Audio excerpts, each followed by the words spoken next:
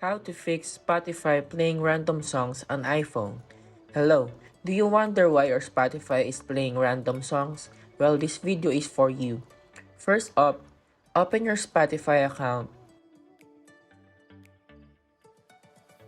And the very first thing here, if you're a premium user or have a premium account, then there's this option, Shuffle, where you can turn off playing any random songs from your playlist.